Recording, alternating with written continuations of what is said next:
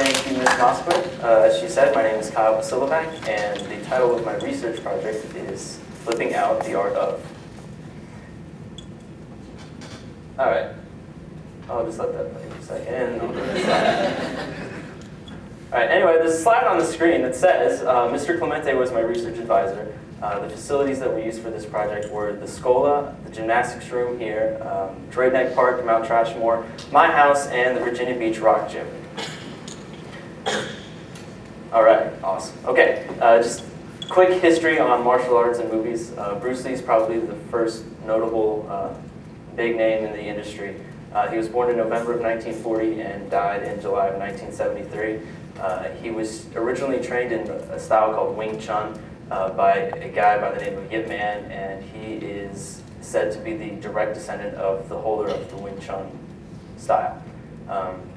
His first big movie was The Big Boss. It was released in the US as Fist of Fury, and it was a big hit. It broke all records in Hong Kong. His last movie, Enter the Dragon, was actually released after he died, and that was also a big hit. He died of a brain aneurysm. It was basically his brain swelled up and a blood vessel burst and he died. Jackie Chan's probably the next big name in Hong Kong movies. He was born in April of 1954. He was enrolled in the Chinese Drama Academy when he was younger, and he was trained in the Chinese opera. Opera's not really the sense of what you're thinking right now. It's a lot of acrobatics and acting. It's not singing and all that stuff. He brought a combination of comedy and acrobatics to movies, and his big thing was that he did his own stunts. He's getting kind of old now, so he's not anymore. Tony Jaa is a new guy who's coming onto the scene now. He's from Thailand. His movie Ong Bak is playing in limited distribution in the United States right now. The purpose of my study was to study physics as it relates to stunts in action. My procedure was basically to learn, execute, and understand the physics behind the backflip, wall flip, a 540 kick, a 3/4 backflip, and a 720 spin. And I will go through each one of those individually.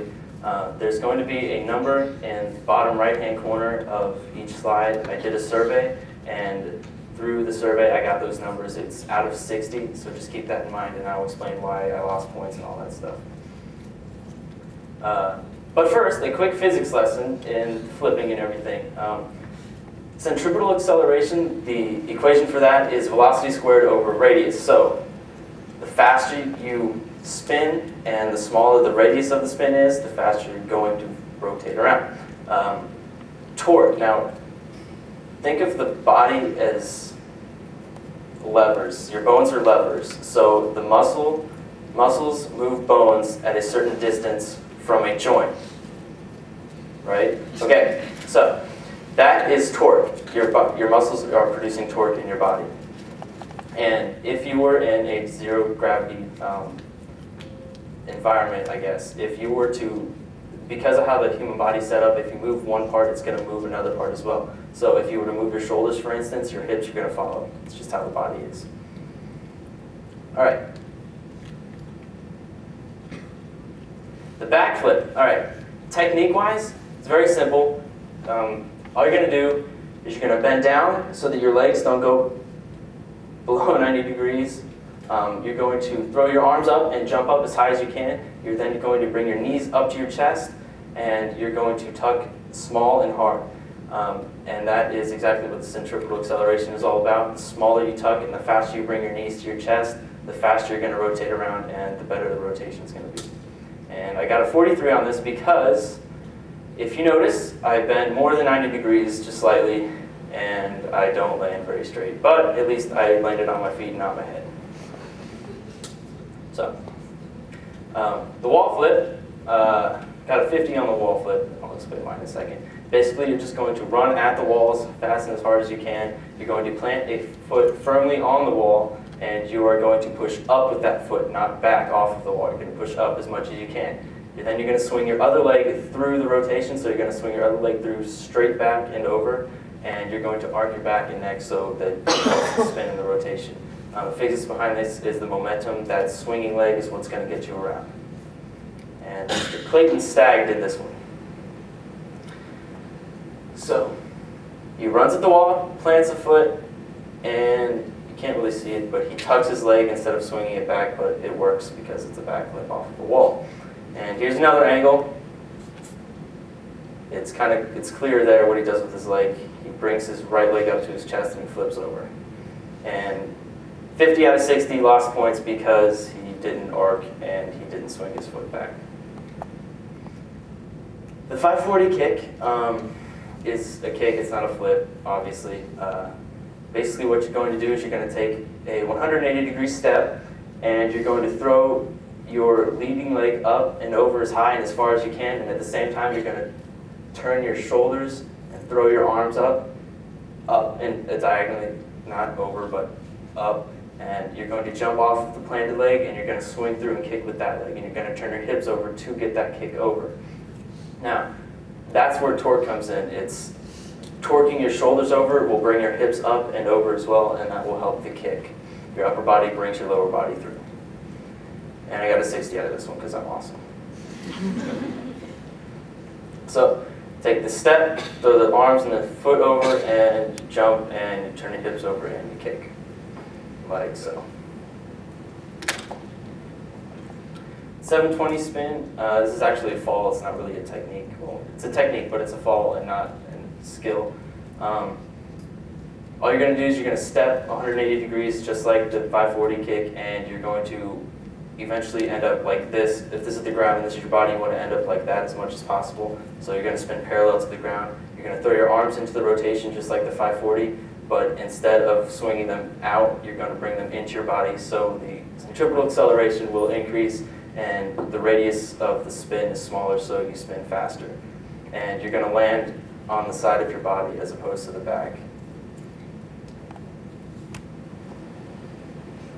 Step in, throw the arms in, and you spin. And land on your side. And always use a mat.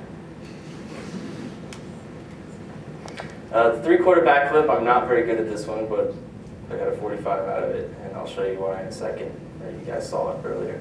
But anyway, setup's like a backflip. You're going to go down, not past 90 degrees.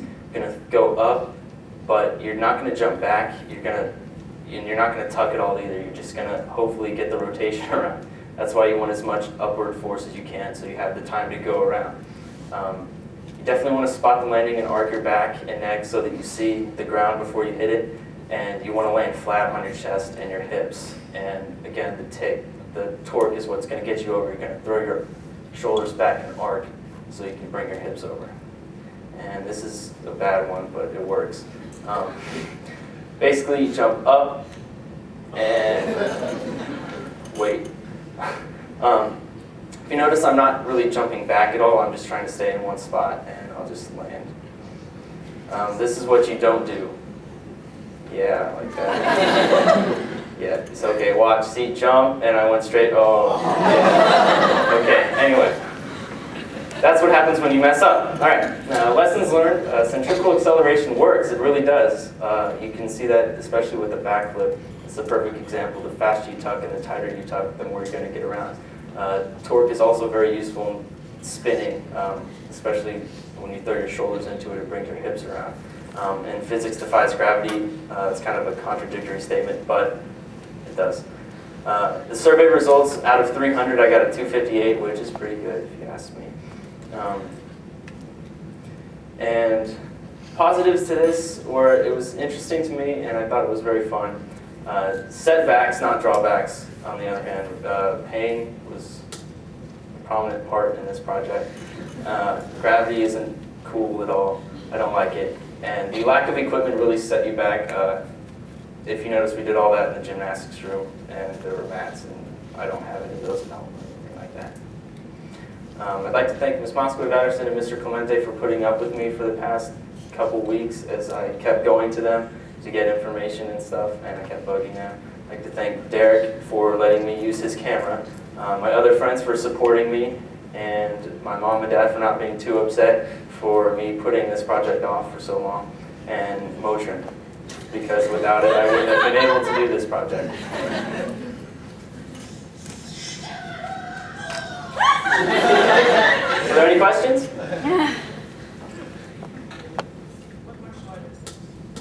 martial arts. It's no specific martial arts. There's a thing called extreme martial arts now. It's a combination of gymnastics and karate and stuff like that. And if you want to categorize it, then it would be a form of that. Yes? Uh-oh. First of all, what kind of questions were on your survey that got you the scores? Well, in my research paper, I actually outlined how to specifically do some of these techniques. I'm just going to use the backflip as an example. Like, the question would be, did the subject tuck like his knees to his chest as opposed to bringing my chest to my knees? Or did he jump up and not back? So like, it was simple yes and no questions. There were 5 questions for each technique. And they watched the video? Yes. Yes. And how acrobatically inclined were you before you started this? Like, did you start from nothing? Like, you couldn't do a backflip at all? Yeah, pretty much. You taught yourself how to do this? Over last summer, actually Clayton and I just one day decided, hey, let's try to do a backflip. And so we did, and it took a little bit of a practice before we actually landed it, and we just went from there. Thank you. Any other questions? Yes, Ms. Moskowitz. How did you develop the idea for the research project? Well, Derek's project is next. I hope you all stay and watch his project. It's very fun. He's basically made a film, and in the film I was in it doing some crazy stuff. And that was really fun to me, and it seemed like a great idea, and I thought I would just try it out, see if I could do a research project on it. I could. It was fun. Yes? Did you ever think about actually measuring your acceleration? Or were those Yes. things that you couldn't do? There's apparently a program in one of the science departments, I don't know which field, but apparently they were using this program to film something. I think it was a ball that was just bouncing, and they were trying to get the acceleration or velocity down. I'm not entirely sure, don't quote me on that. But in order to do that, it had to be very precise. You have to have a measurement on the same plane that the object is going. And so I'm not really staying in one spot in any of these, so it would have been very hard to do that. So you had equipment limitations? Yes. to actually measure? Yes.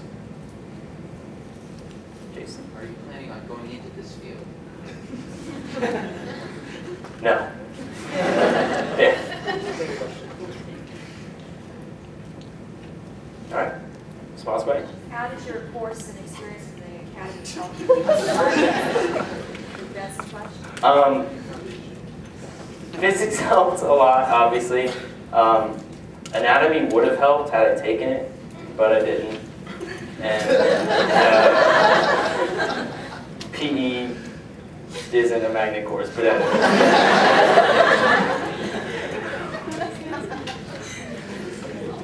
Any other questions? that is. Thank you. All right, Good job. thank you very much.